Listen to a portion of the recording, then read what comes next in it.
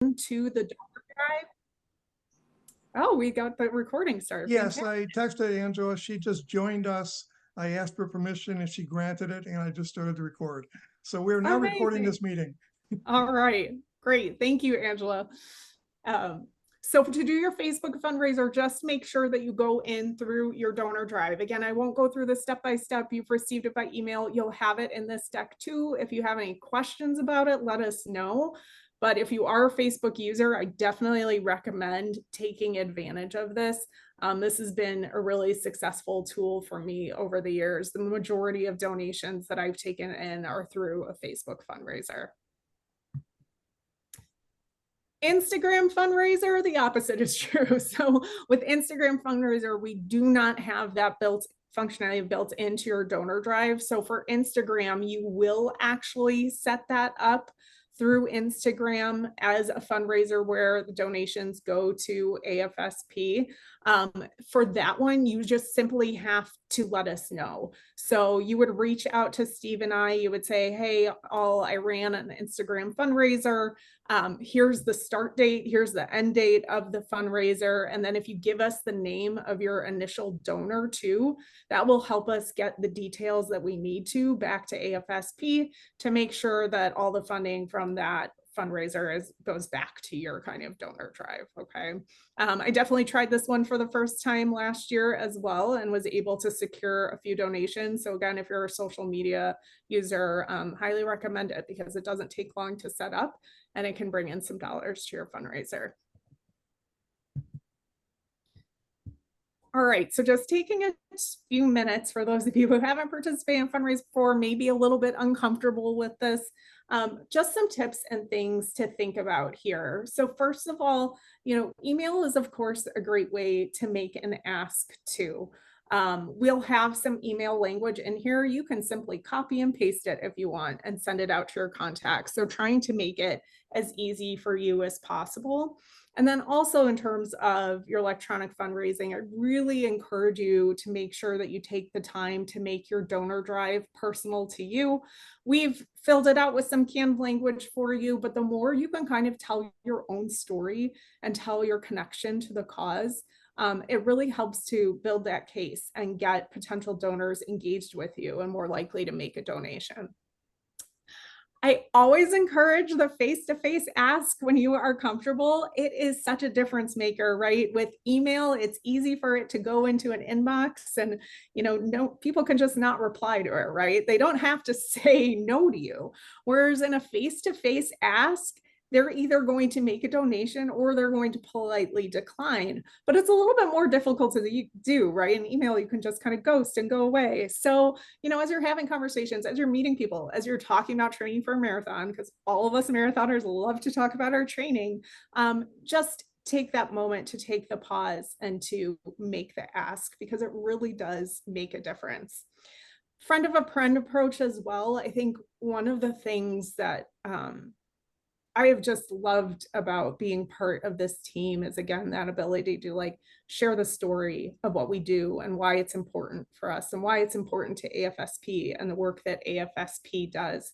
And what you'll find is that people will share their stories back to you. And with this, they're often willing to make connections within their network as well. They might be willing to share your Facebook fundraiser. Maybe there's people in your network who can't afford to make a donation right now, but maybe instead they're willing to just share the fundraiser with their network instead. So really think about how you can even expand more with that friend of a friend approach. And then finally, kind of somewhere in between all of this is the phone call, right? Maybe you can't do it face to face, but maybe, there's a network of folks where you can pick up the phone and just ask for that donation. And it doesn't necessarily have to be a large amount, but just something to support your efforts because what you're doing is incredible. Is an incredible thing to run 26.2 miles and then on top of it to be doing it for such a good cause. And if I can add to that, what you're really doing is spending the next 6 months training for the marathon and doing fundraising. I mean, and that's important. I mean, people need to understand this is a commitment you're making for more than just next October. There's actually months and months of you putting in a lot of work for this. But the other thing I want to add is, I'm looking at the next page, make sure that if you have a chance, tie it into some sort of an event, even just got new shoes, or you started your training, first day of doing formal training with a group. Any of these things could be an event, or it could be, as says here, a birthday, or if you have an event associated with your loss, for example, the date birthday of someone you lost, or the anniversary date of their death. Any of these things are events that you can use as a reason to go out and talk with people, or put something on social media. Okay, Tessa, go on. Yeah, that's perfect, Steve. And just another note about other things that have worked for folks over the years, definitely hosting events, to Steve's point. And that could be as simple as something as, hosting in your backyard, or at a local park. It doesn't have to be something that requires an investment on your end. It can be as simple as having a bucket out for people to make a donation if they choose. We've had people host art auctions. Last year we had a woman who just sold socks. They weren't any special socks. They weren't related to running. They weren't related to AFSP. It was like dollar store socks. And she sold them online, and it contributed a ton of funds to her fundraiser through that. Also, I saw already in our Facebook group, and I don't know if she's on today or not, but someone created a sheet where people could kind of sponsor a mile. So you could give a donation and be mile 1 of her race, mile 2 of the race. So that's already in our Facebook group page if everyone wants to see that. But I thought that was a tremendous idea as well. And one of the most important things here is to just make sure you follow up and give thanks. It's important for a number of reasons, of course. We just want to show our gratitude to those who are supporting our race. Also, it helps with that friend of friend thing. So the more that they're seeing that note of thanks, the more likely they might be to share it. If you're doing that on Facebook, then that becomes public and more people see the fundraiser in that way. And also for repeat donors, if you become a six-time team member or more, like there are quite a few of us on this call, there are people who will come back every year and donate to you year after year. And part of that comes with just that stewardship of taking the time to say thanks. So it becomes another important part of that process. All right. So that kind of wraps up that section. I've got some resources coming up that we'll quickly go through that you can use in your fundraising. But first, we're going to take a chat pause and talk about what is your favorite celebratory meal after a big race. Steve gave us a preview of his there, the carrots popcorn. I love it. Mine's pasta. It's like people talk about pasta before the marathon. I want pasta after the marathon too. Like I love just a huge bowl of carbs after I run a marathon. Awesome. All right. I will let you all continue to enter that into the chat while I move forward here and just show you a few of the tools that you'll have access to through this. First, I mentioned that I've done really well on Facebook. So I just wanted to give you a few sample posts that I've used that I had a lot of interaction with, just kind of different ideas here. Because to Steve's point, it's like, think about other things to say, right? A lot of times people set up a Facebook fundraiser and just put it up, but not personalize it. You want to find ways to tell the story, tell why it's important, talk about what you're doing, and then people are going to become more engaged and more likely to give. So some of my sample posts here, note to my brother in honor of Suicide Prevention Month and a photo of us, and I tagged his friends in that as well. And I've had tremendous support from my brother's friends, many of whom I haven't seen in over 20 years, who will still support my race in his memory, which means so much to me. Share the story of your training. This was like one of my biggest posts last year in my fundraiser. Was I went to a wedding reception and then, danced all hours of the night and woke up a few hours later to do like a 14-mile training run. And I just posted a photo of it with my hairdo, not a hair out of place. And I got tremendous response to this. So sometimes it's even just doing something fun. But running a marathon is an incredible thing. So when you talk about your training, people are interested. They want to know more. They want to congratulate you, and hopefully they want to make a gift to your fundraiser too. And then finally, this is something that I've done in different formats over the years. This was my jersey from last year. I don't know if Julie's on today, another one of our return team members did this with her jerseys last year as well. I didn't ask anyone to donate in order to do this. I kept this separate from the fundraiser. I just reached out to my network and said, hey, if there's someone you want me to remember during this race, if there's a first name that I can include as an intention for my run, share that with me. And I had my kids write them on my jersey. And that was something that got a lot of engagement as well. So just some different ideas to think about. There's so many different things you can say, so many different things that you can share. And it doesn't get old, especially if you tell the story from a different way. So just don't be shy about getting that message out there. And just, you know, when you get your jersey in the mail, put it on and get a picture and put it on Facebook and do a fundraiser around it. You know, particularly if you've got it customized and people see what you're doing on the back of that jersey. Yeah, absolutely. And we'll look at those in a sec too. Again, these pages here are just resources. So I'm just going to show them to you and know that you have them. So first of all, we did create some social graphics for you to use. This is linked to the deck that you'll get. So you could just hit that button and download everything, and feel free to use them across your social networks to personalize them with your story, with your thoughts, and whatever you'd like to do there. And then I mentioned that we've got some suggested language for you as well. Yeah, I'm not going to stop and go through these. You by no means have to use this, but this is just, you know, if you want it to be as easy as possible and you need a simple copy and paste, we have an email suggested language for Facebook, and just suggested language even for a text. Send a text, right? We can send URLs, we can send our donor drive through iMessage or whatever texting platform you use. So go ahead and send that short message too and see what kind of response you get. And then finally, some additional resources is like, you know, we want to be able to talk about the cause and the significance of the cause too, right? So I've included some information from AFSP, some facts that you can use as you get those fundraising messages out there, as you talk to people about what you're doing and why it's important.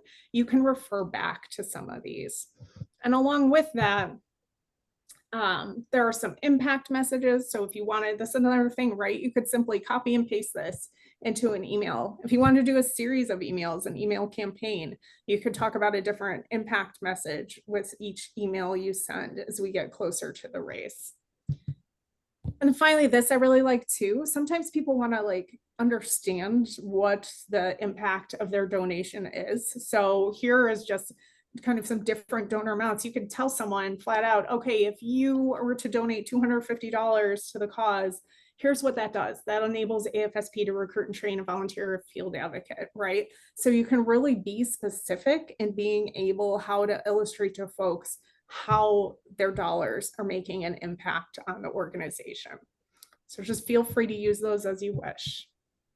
And another chat question. I really like this one too, because let me tell you, for 26.2 miles, having a mantra is very helpful, or motivational quote. I like to use those throughout my training too. So if anyone has a favorite quote or mantra that you want to share, please go ahead and do so in the chat now. And I will tell you, quite often during a race, as I'm running, I will hum the Doors song, Break On Through to the Other Side. That's mine. I love that one.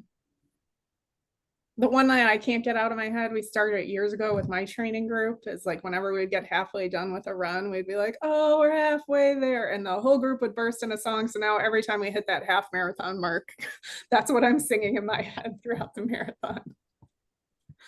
All right. And speaking of training, I am going to move forward to training, but you all can feel free to keep copying and pasting quotes and mantras in the chat. Let's talk about training a little bit, because we want you all there. We want you at the start line. We want you at the finish line. We want you healthy and strong, and training is a really big and important part of that. And let me say right before you do that, yeah, we every year, I would guess it's between 15 and 20% of our team doesn't do the race, because sometimes it might be a wedding that came up or some family obligation, but the vast majority get a training injury. You know, so we have what, 230 runners. I would expect we're going to lose about anywhere from 40 to 50 people won't be able to run this thing. And it's all not doing proper training. I mean, I've done it myself. I've gotten injured twice from overtraining and not doing it. A stress fracture once and pulled tendon another year. Be careful. Pick a training plan and live by it, but also recognize your body and be ready to back off, because it's way more important to show up at the start line undertrained than it is not to start line at all. Yeah, Okay. so important, Steve. Thank you.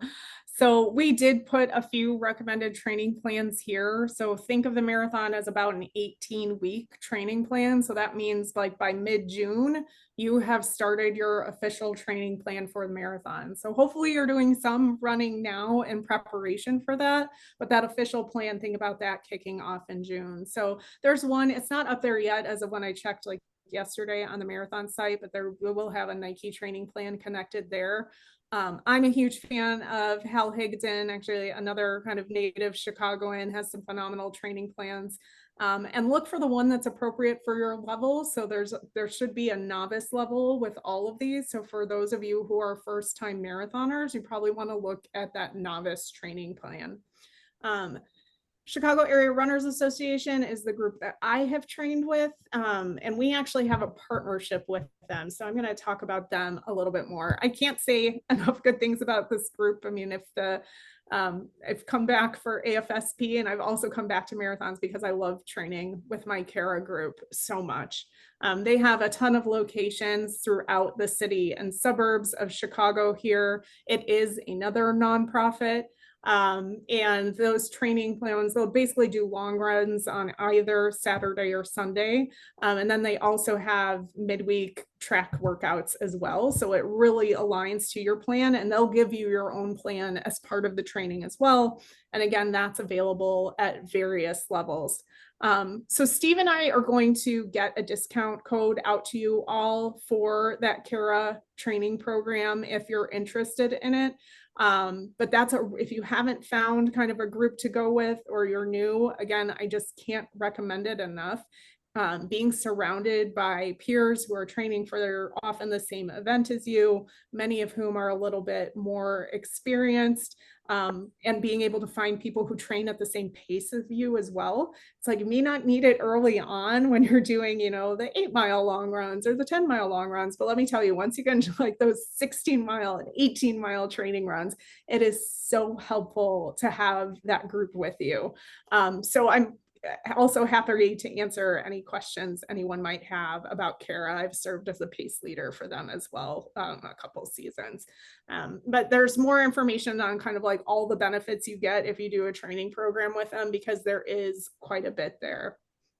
And, we have a 15% discount because we are one of their partners, but I need to get the code from Kara so that when you sign up, you use the discount code that is for AFSP, and I'll get that out.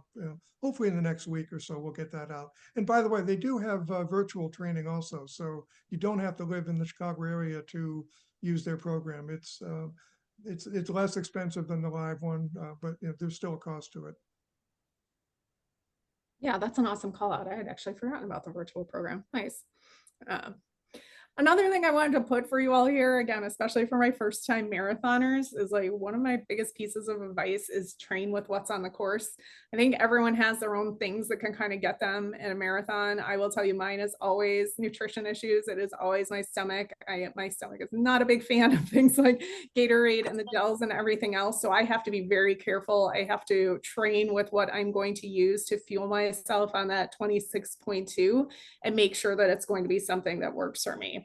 This is what is on the course. So this is what is provided by the Chicago Marathon. So Gatorade Endurance is going to be your sports drink that's out there. It's usually the lemon lime flavor. So I would probably bet on that. And then for gels, they give you the Martin Hydro Gels is what's on deck for this year. Now, the Gatorade, you're probably going to want some type of sports drink throughout. The gels, I always, again, bring my own fuel, but if you're going to rely on what they're providing out on the course, just know that it's Martin. So you probably want to like start experimenting with that on your long runs. Make sure that it's something that works for you. There also is BioFreeze out on the course as well. There's a huge BioFreeze station at like mile 18, 20, somewhere around there. I definitely stopped there last year and it was super helpful, but something else that you might want to have on hand to see if that works for you when you're starting your training runs. And that kind of leads me to my next little point of advice, which is like nothing new on race day, right? So anything you want to potentially use, wear on race day, start doing that during your training. And that all starts with your shoes, right? So again, for any beginners out there, you know, your shoe is going to be your most important piece of equipment for running a marathon. If you've never been fitted before, I highly, highly recommend go to your local running store. They will fit you for a proper shoe for your foot type.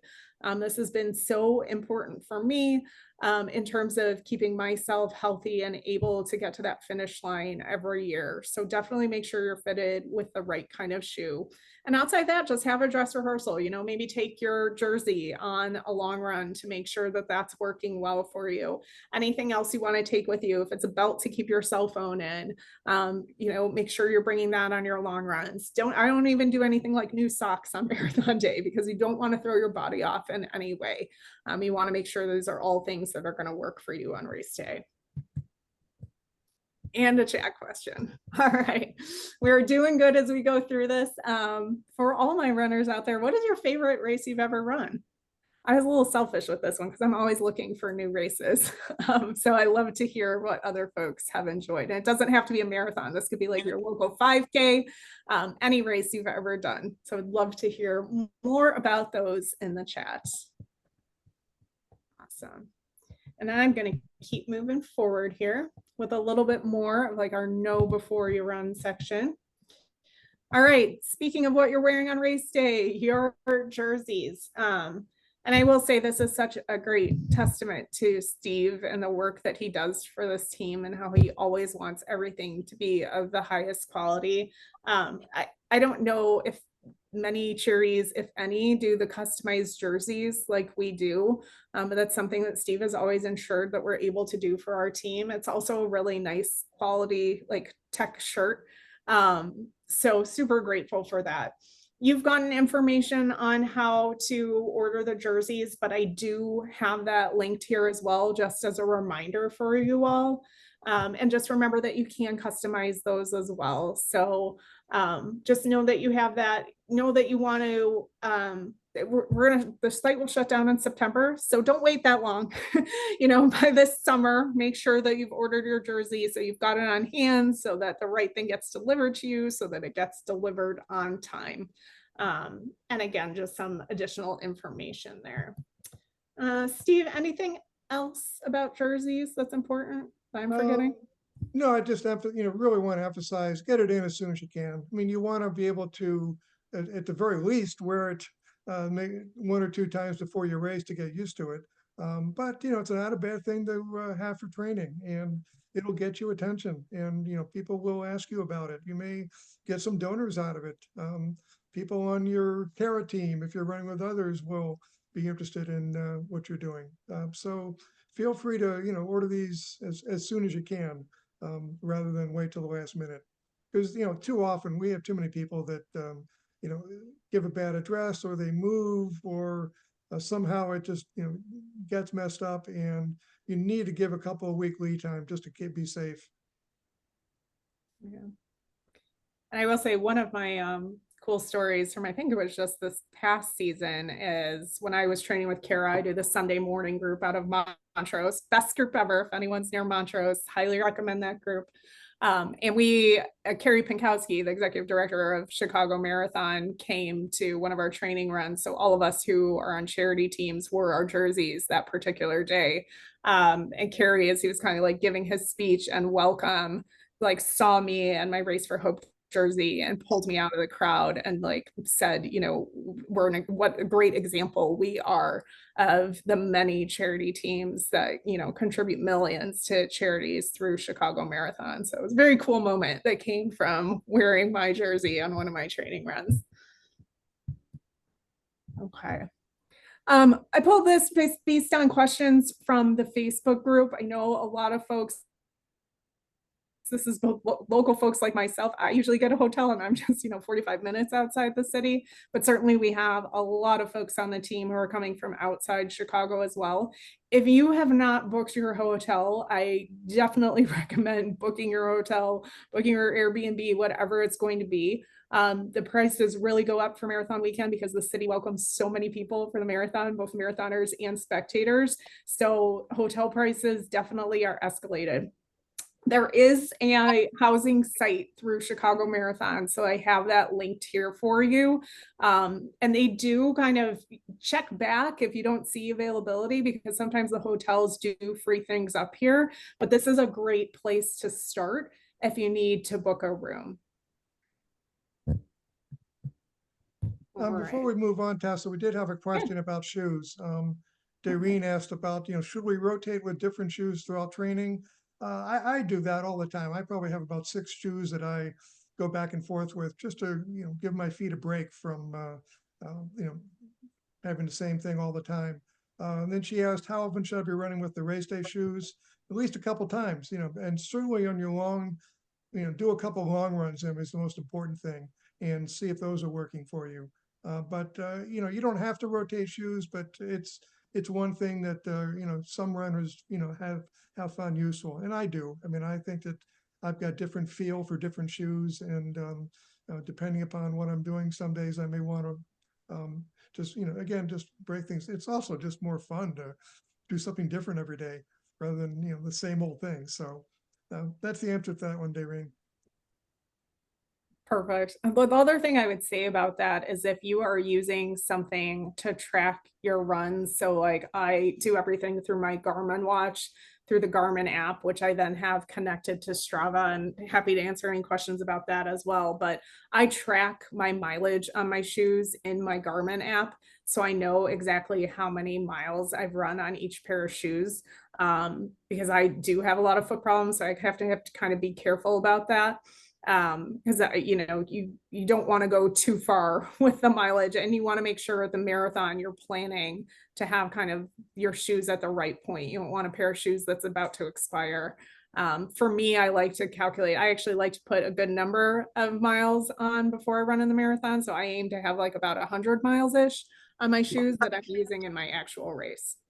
Just another option to think about, and I definitely recommend using something to track your runs, whatever it might be, but Garmin works great for me. Okay, so another quick note about the Marathon Expo, because this is different than some races, and especially for those of you who are coming from out of town, don't plan like a late on a Saturday flight thinking you're gonna wake up and run on Saturday morning. You do have to go to the Marathon Expo. You have to pick up your own bid. You have to give a photo ID, so you can't give it to a friend and ask them to pick it up for you. So it's really important that in your travel plans, you are accounting for being at the expo. And also the expo is just a great event. It's fun. It'll get you excited for the race. There's a ton of vendors there, and then we will be there as well. AFSP always has a table, so it's a great opportunity to come by and meet us. I know Steve in the past has had gifts for the runners there. So we'll look forward to seeing you all face to face. All right, a little spectator information. I always like to share my spectator tips too, because Chicago is a great race to bring your friends and family to. So if you have the opportunity to have some folks out on the course for you, not only will you enjoy it, I think they'll enjoy it too. It almost feels like just a giant parade in Chicago that day. The atmosphere is incredible.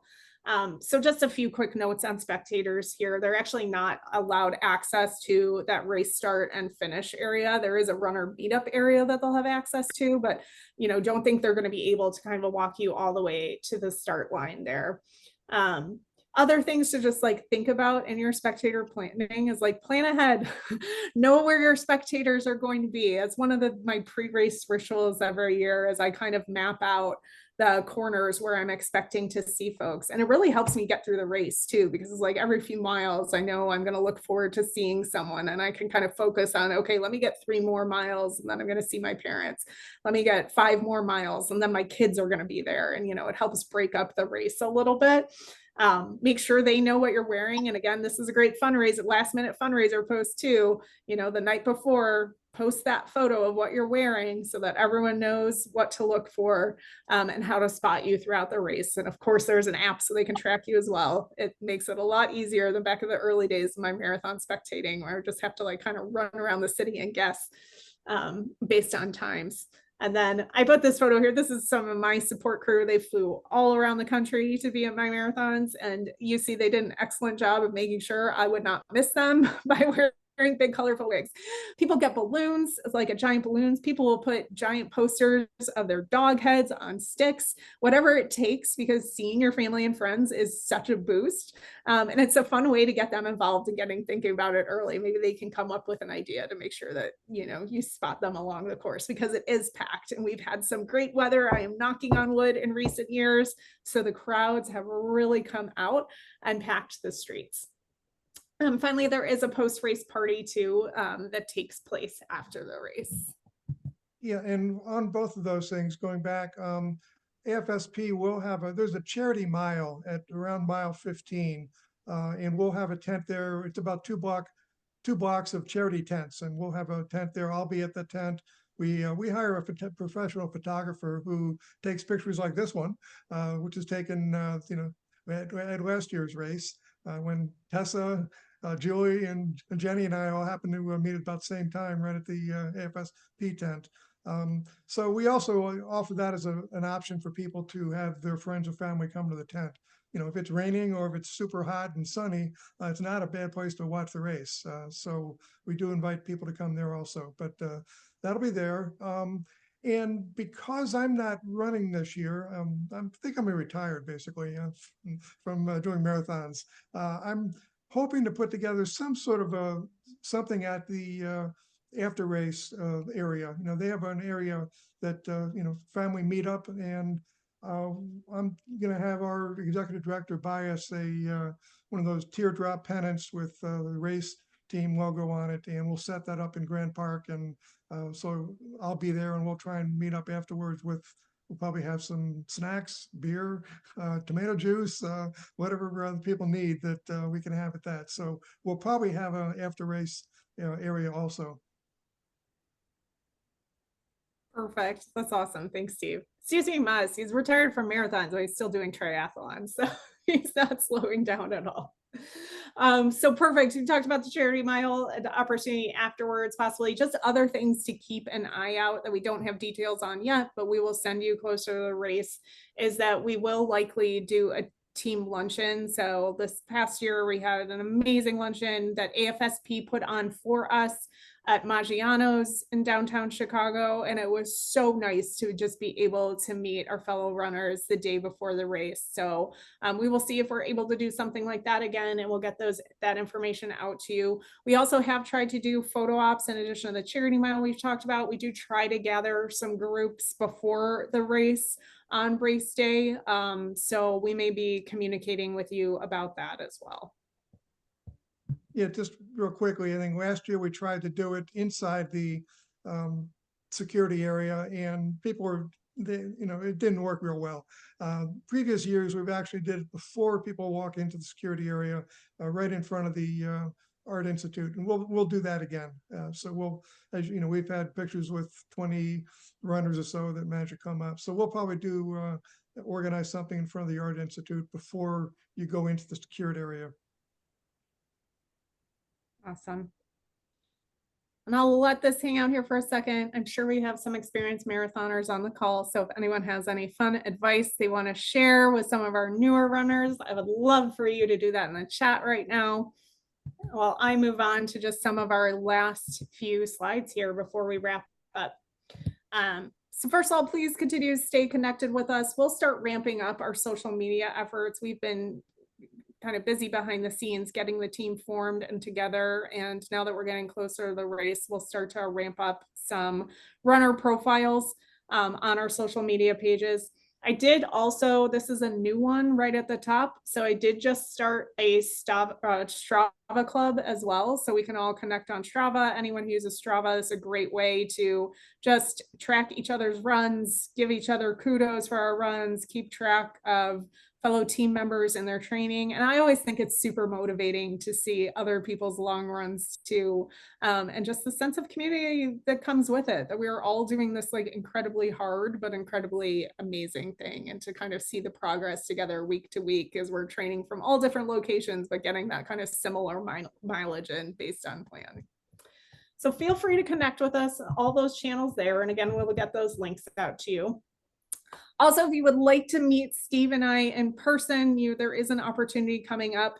Again, this is in Chicago, but Kara, who I talked about earlier, they do a phenomenal program called Go Runs, where they bring free running events into different areas of the city on Saturday mornings. They have a timed 5K and a timed 1 mile, and it's no cost and anyone can participate. So such a great way to introduce running out into the Chicago community. Steve and I are going to be there on May 18th hosting a table for AFSP as part of Mental Health Awareness Month. So if anyone would like to go out and do a free 5K and stop by and say hi to us, we would love to see you. You do have to register in advance if you need to run, but again, no cost. So the link will be there for you. And just some more opportunities with AFSP. And actually, Steve, you've been doing so much work on Capital Day. Why don't I turn this one over to you to chat there? So next Tuesday, the 16th of April, the Illinois chapter is holding our state Capital Day. So those of you who live in the Illinois that want to travel down to Springfield that day, we'll meet at 11 o'clock. We'll have about we're going to have some state legislators come in and talk with us for about an hour. We'll have lunch, and then at about 2 or 1 o'clock, we'll head over to the state capitol and try and meet legislators. Hopefully, you can arrange meetings ahead of time. If not, Illinois, the process is typically they're going to be in session, so we just go to the front of the session, give a card with our name and with the legislator's name and our name, and give it to one of the guards, and they'll go pull them out for you. And we talk with them just in the hallway, just like any lobbyist. So anyway, that's next week in Illinois. If you're in other states, go to your local AFSP chapter and see if they have a state Capital Day. All of them do. Now, some may have already held them, but maybe some coming up in the future with those. The Out of the Darkness walks, we hold the chapters hold most of those in September and October, but they also have things called campus walks in the spring. And again, look at your state chapter, and if you're in a campus area, you may have one going on within the next few weeks for all we know. So go to fsp.org. There's a search engine there where you can just put in your state or zip code, and they'll give you the closest chapter and see if there's any events like that. Finally, Field Advocate. This is a real easy one I would advise you to do if you have any interest at all in just finding out what's going on either in your state or nationally on mental health legislation. The national office will send out maybe every month or two, it'll send an email to you saying, there's this bill we'd like to have passed in Congress. Please click here, and there will be a letter waiting for you to sign, already directed to your state, your House member or your senator, and just put in a sentence or two about your particular connection to suicide and send it off. It takes all of like 2 minutes to do these, and it's a good way to help us and keep you up on what's happening in Congress and maybe even your state chapter. Because I use this with our state legislation sometimes. I will have our people send out letters to state legislators. So depending on your state, you may see it for states also. So those are a couple things you can do just to keep involved. Awesome. Thanks, Steve. And one more thing I mentioned that I do with the AFSP is I do serve as a Talk Saves Lives presenter. So Talk Saves Live is a community-based program by AFSP, and it basically covers, the scope of suicide research behind it in suicide prevention, brings attention to risk factors, warning signs. That presentation is available at no cost. If you are interested in bringing it to your community, to your workplace, maybe to your network of donors, of people you connect with about the cause, feel free to reach out to me. I would love to talk to you about any opportunity to bring that to your network. And with that, we made it just under the hour. I told you it was going to be a ton of information. And again, we will make sure that you have all of this so you can refer back to it as needed. But I can't thank you all enough for being here, for making this commitment. It's a tremendous commitment, right? To committing to doing the training that it takes to running this 26.2 miles, and the commitment you're making to AFSP, saying that you'll step up as someone who's going to fundraise for this important cause. We are so proud of the work that this team has done over the years. It is not insignificant to raise more than $500,000 for this cause, and we're just thrilled to have each one of you a piece of that this year. So happy to stay on to answer any questions. I will look at the chat and just double check that I didn't miss anything after I'm done sharing here. But if anyone wants to come off mute and ask anything, you're welcome to too.